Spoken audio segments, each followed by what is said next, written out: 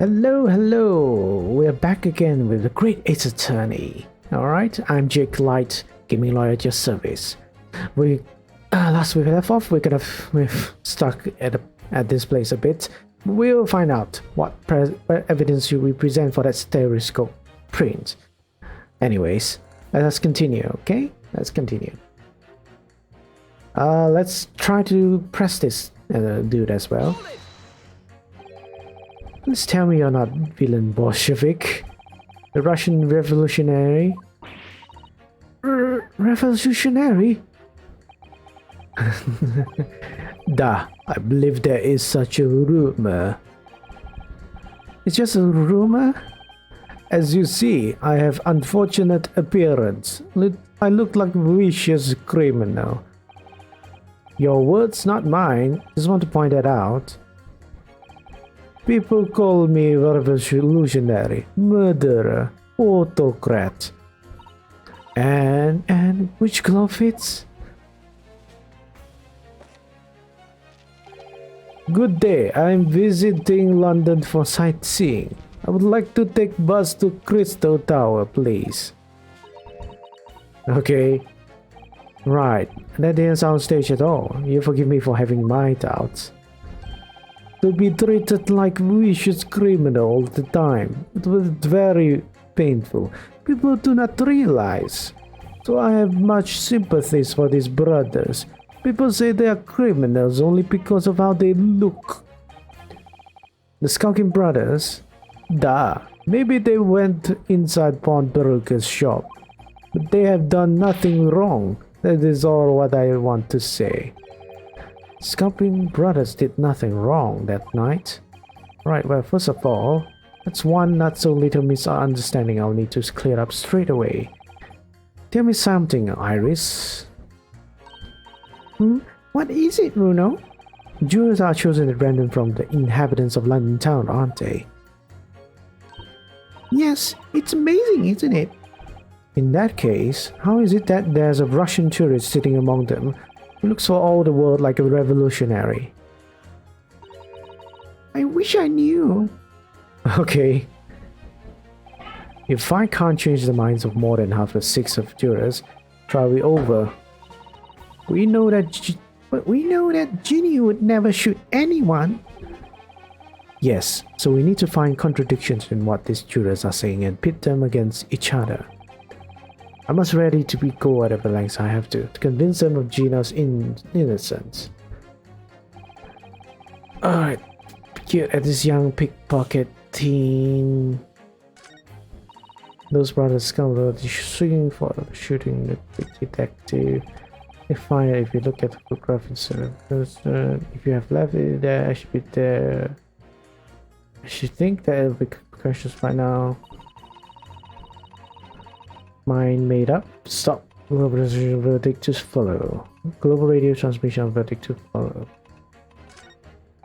In Mudland, was never judged by clothes, judged by head, or convinced brothers are innocent. We can pit this with this. Yeah. Yep, I can pit at least this one. We'll do this one first. Those two statements clearly contradict each other. Good Lord, Counsel, explain yourself. Oh my statement? Contradictory? Juror number 6, you've got the wrong end of the stick. I do not have stick, I have mouse. As juror number 2 said earlier, when the Skulking Brothers fled the scene on the night in question, they fired a shot from their revolver. Yes, they shot poor Mr. Sherms in the abdomen, I understand. Surely you're not going to tell the court now that you didn't hear? Abdomen. Sir? Sorry, my English is still learning. You are telling the court you didn't hear? Forgive me, I did not hear. Ugh. Here is word. Abdomen. Part of person's body containing stomach and other vital organs.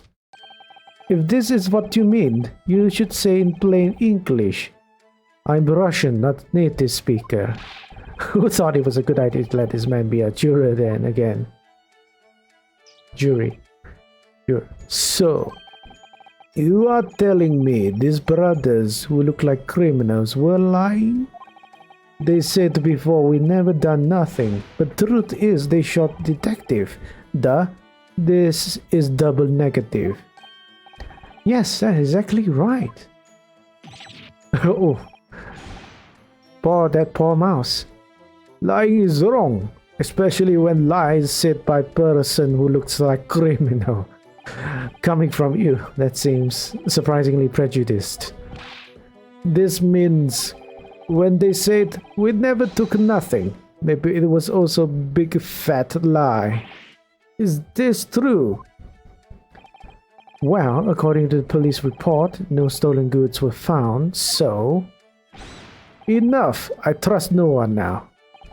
It's not the mouse's fault though, sir. I must see with my own eyes. I must investigate a crime scene myself. I'm afraid that won't be possible. Yes it is, Bruno. Easily. I'm sorry.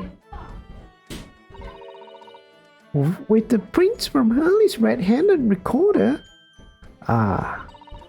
If you compare the print that pictures, Jenny, and the next print from there half an hour later, you'll be able to see straight away if anything was taken or not. Gooey, Mr. Prosecutor. Tut. Calling on the prosecutor in the middle of a summation examination of all times. The print showing the accused threatening the victim after she broke into the shop is this one.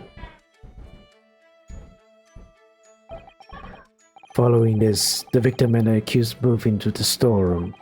Meanwhile, the skulking brothers entered the shop and Sumray heard the fatal gunshot ring out. Sadly, none of these events were captured on film.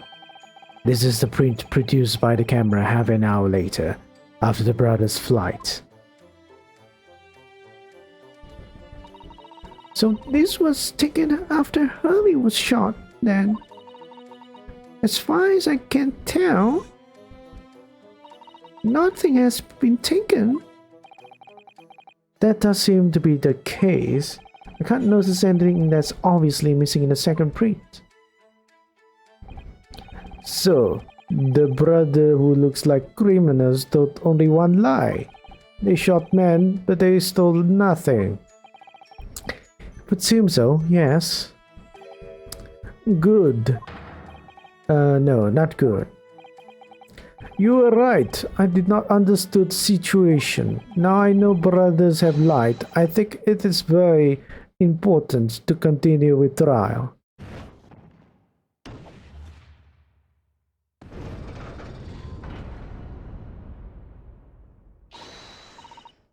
Yay! Well done, Bruno. The balance is shifting. Well, it's a start, I suppose.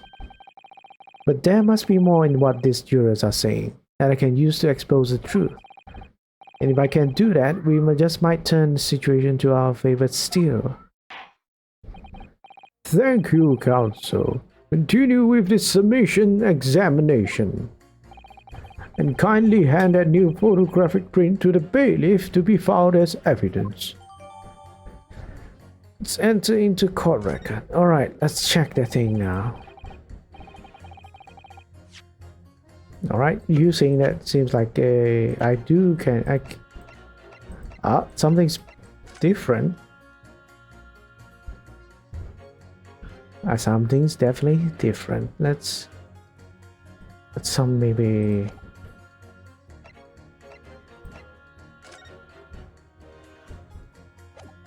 It's like see what's.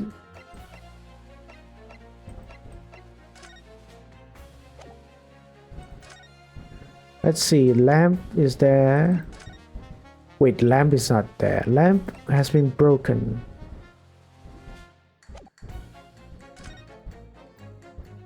I wish I could, like, lamp is broken. somehow the entire table is shifted a bit? Or not? Might just be my imagination. Skull is there. Scale is there. Dog picture is there. Yeah, the only thing different is the lamp. The lamp was broken.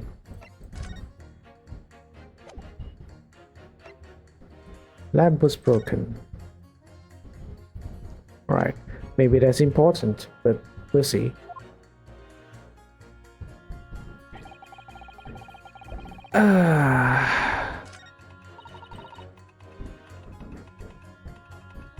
Wait, can we use it now?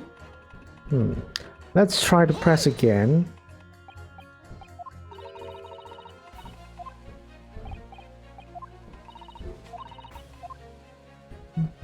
Let's do this one again. See, we have additional evidence, so maybe.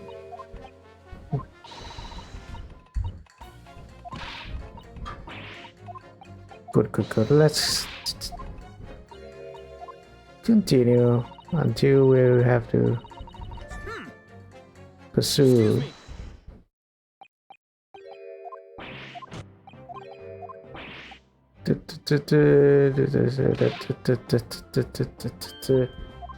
Right. Very weird though. I guess. Yeah, I mean, this would be more useful to use an example as a demonstration of that evidence.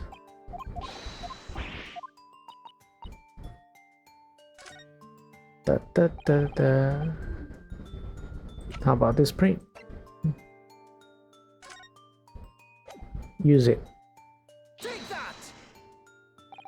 Alright then, juror number 3.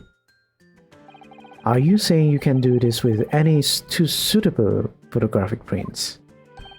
Of course I can. Very well then, I'd like you to demonstrate. I'd be delighted to. Just give me one more print and I'll amaze you all.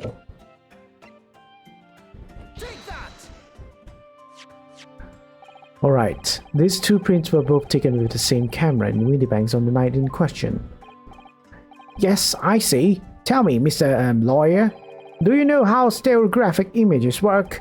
Do you understand the principle? Well, I think so. I did have a lesson only yesterday. The left and right eye images need to be the same, only with a slight shift in the positions of some objects. Then when your brain merges the two images together inside your head, it notices the shift as it were depth. Yes, exactly. It's that small shift between certain objects in the two pictures that is really important. So what happens if you use two photographs that are exactly the same then? No. Obviously that won't work at all. Not for seeing the scene three-dimensionally anyway. Oh, of course, now I see. I think the young girl has discovered the secret. I have. Can you uncross your eyes before you tell me? Have another look at these two pictures from Hurley's camera, Bruno. Go on.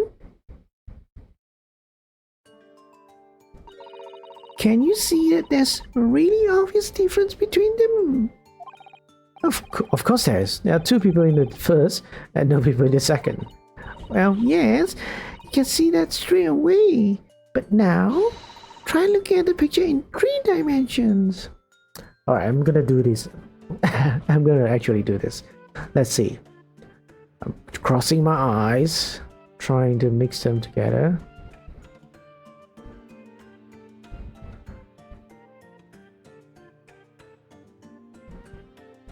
Right. As far as I can see, there are different depths. For the doll, Oh, this is interesting. For the doll, dog picture, and books and skull and scales. And some papers up there, up at the other end of the table. And there's a difference between the lamp. Lamp, yeah, of course. Our lamp is obvious, but there was a depth difference between those objects up there. Alright, I'll give it a go. So to start with, you have to cross your... Really, this game really wants you to do this. If someone was unable to do it, how though? Or did they just tell you, oh, this is... By crossing my eyes, I can make the quill pens from each picture overlap in the middle. Wait. Well, did you manage to see me properly, Bruno? Yeah, I saw it. Ugh, what's going on with these two pictures? Yeah, some of the things on the counter sort of jump out at you. Okay, it's kind of surprising. The judge and Van Zix are doing the same thing. Yes, that's it. You see, that's the other amazing power of stereoscopes. Other amazing power? Oh my god, everyone's doing it. Is someone going to explain this black magic, eh? Why did some things on the counter seem to jump out at you like that,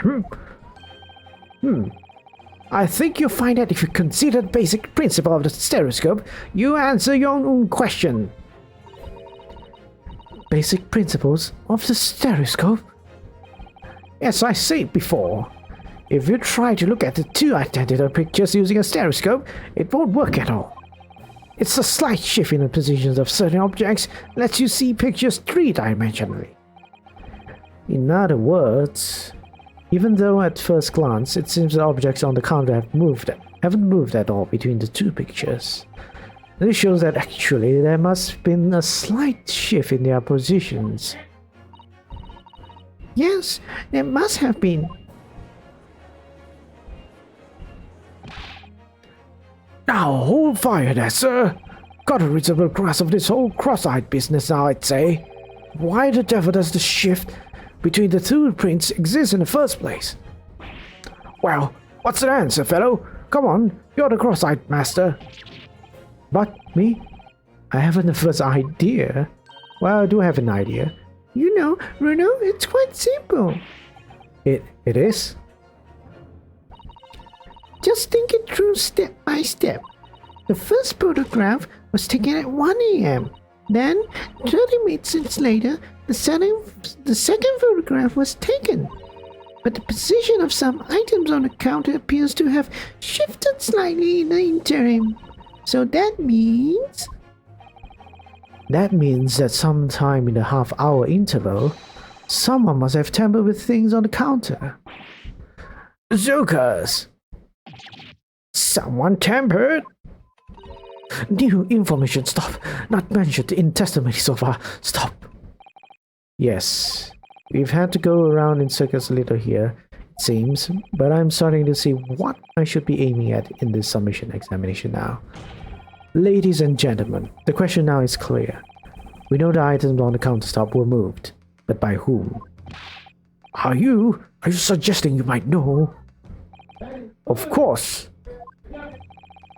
I can tell you right now who is responsible for the almost imperceptible shift in the items on the counter.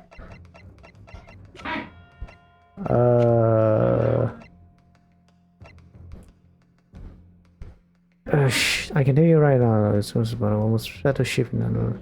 Only person I think is possible can do it is Pop Windy Bank, because he is the only person that is able to know what it is gonna be like. All the precisions. I don't think the criminals are that smart. I don't think Gina Lestrade knows how to do it as well. Only Mr. Windybank is possible. Only Mr. Windybank. Let's do it. Quite clearly it was the work of this meddler. Oh shit, I'm wrong? know I'm wrong! Oh shit. Okay, let's see. Who's pursuing the direction of this trial? Toward okay, like. Okay, alright, I know I'm wrong. Let's do it. Let's don't no I really felt that one. Well, there has to have been someone who was in Windybags when everything was going on, doesn't it? Well, yes, that's true. So that narrows it down quite a lot, I think. I'll have another think. We know somebody must have touched the things on the means counter. Who was it? The question now is clear. By whom? Alright.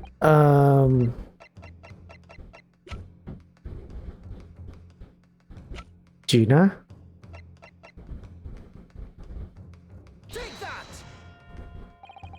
Okay, it's not Gina. Well, not Gina, then there's only other two people, alright?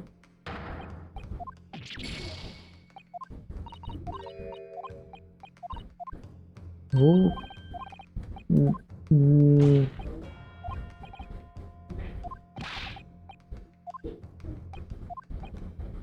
Alright.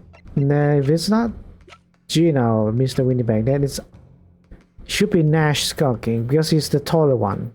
The short guy, I don't think he's able to reach the places up there. So it must be this one. Alright, it apparently is. It was a witness currently in the stand. The Skulking Brothers. Wait! This does not agree with what brothers said in testimony before. They said they did not even have time to pull dukes from Lucy lockets. My phrase book says dukes is meaning hands and Lucy lockets is meaning pockets. But is this another lie? Is this what you are saying?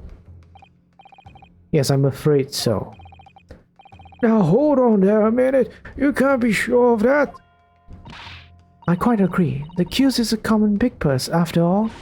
It's perfectly possible that she went through the things on the desk to see what she might steal. I think that's unlikely. And why, exactly? As you can see from this photographic print, the defendant was pointing a gun at the victim. It seemed as my learned friend indicated that she was coercing Mr. Winbank to open the storeroom door. In other words, Miss Lestrades' interest lay within the storeroom, not in the main shop. Giving her no reason to touch anything on the counter, all of which points to one thing. The Skulking Brothers have omitted key facts in their testimony. Well, that's logical. Very logical. I have not thought about Windybank and Gina Lestrade is in the storeroom. It wouldn't really matter with the countertop items. But the accused is a pickpocket. Come and gutter trash. Why look at any further for the wrongdoer here? Because the Skulking Brothers are thieves, madam. No better, in fact worse, than a pickpocket. I really can't really say whether they are better or worse. I believe that these brothers were looking for something on the victim's counter that night. Ladies and gentlemen of the jury, if you condemn the defendant on the grounds that she's a pickpocket, would it not at least be right and proper to thoroughly scrutinize the testimony given against her by two thieves? Well said, well said. I, for one, would like to hear more from that shady pair. Okay. Doesn't use his hand, apparently. Can you all see it now? I think you'll find stereoscopes aren't playthings. You've seen an extraordinary potential firsthand.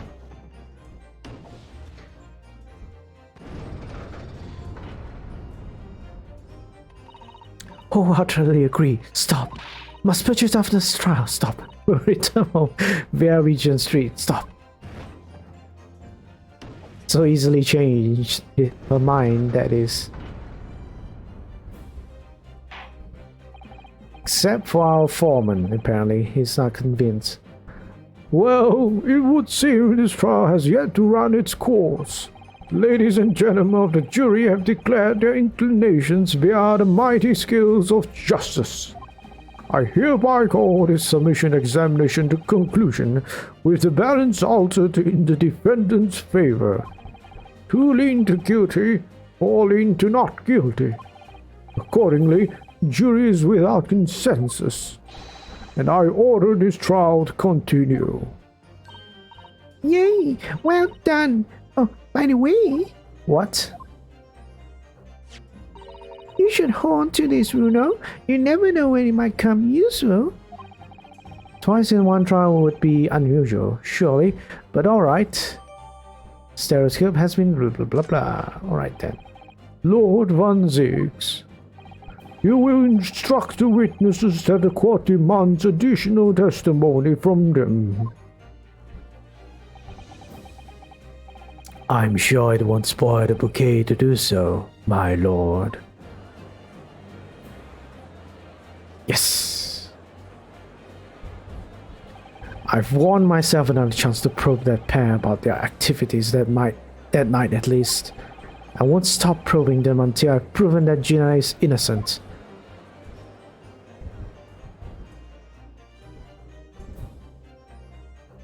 To be continued! Alright. I guess this is like part 1 of the trial. No, don't look at this! Yes, this is how long this is when I've played this game. It's embarrassing.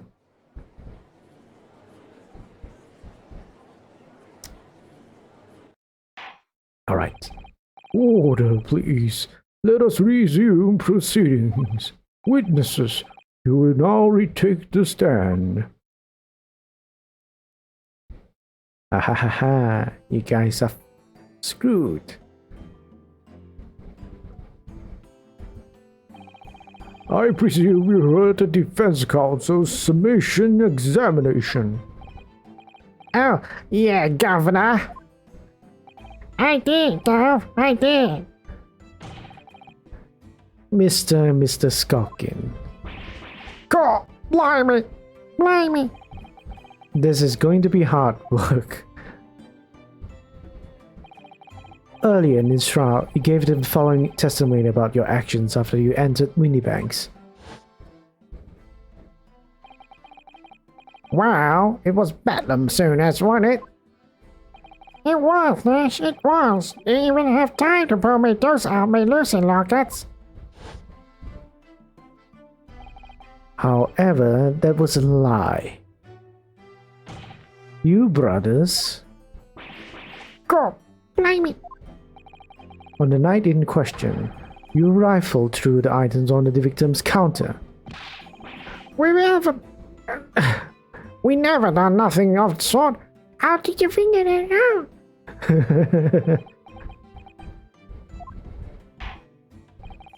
You will now give formal testimony once again. You will tell the court precisely what happened on the night in question, and this time you will tell the truth. Well, if a witness has been compromised like this, they are apparently telling lies, their credibility drops to like almost zero, and I don't think anyone will want to really listen to them now, even if they are telling the truth.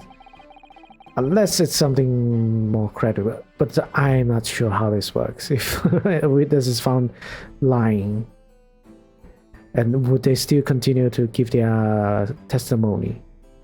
Each lie that passes your lips serves to increase the severity of your punishment. And that, gentlemen, may deal a crushing blow to your chances of ever seeing the light of day again.